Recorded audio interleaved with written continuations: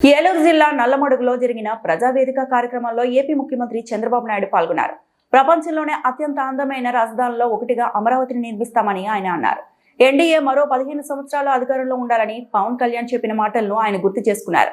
దెబ్బతిన్న రోడ్ల గురించి ఆయన మాట్లాడారు. జనవరి నెల నాటికి అన్ని రోడ్లు పూర్తవుతాయని హామీ ఇచ్చారు. ప్రపంచంలోనే ఒక సుందరమైన నగరంగా అమరావతిని తీర్చిదిద్దే బాధ్యత మేము తీసుకుంటాం. విశాఖపట్నం వస్తుంది, అమరావతి వస్తుంది, తిరుపతి కూడా డెవలప్ చేస్తాం. అక్కడ వెంకటేశ్వర స్వామి ఉన్నాడు.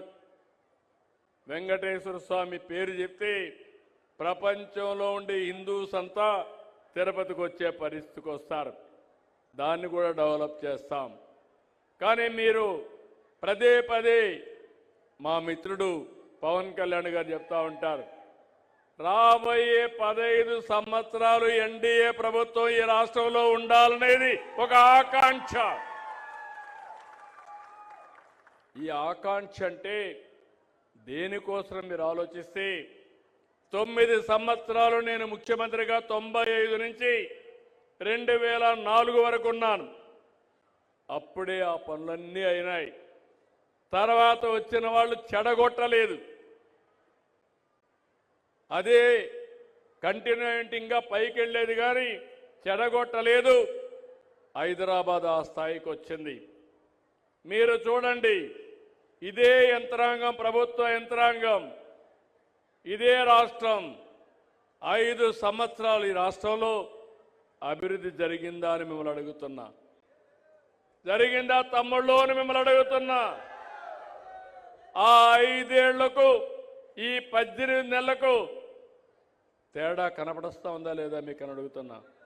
కనపడుస్తుందని చేలు పైకెత్తండి.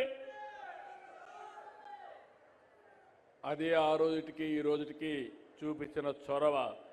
అదే కానీ ఈరోజు రోడ్లు ఉన్నాయి. అందరూ ఇక్కడ మిత్రులందరూ చెప్పారు, రోడ్ల విషయంలో మీరు చూస్తే చాలా సమస్యలు ఉన్నాయి.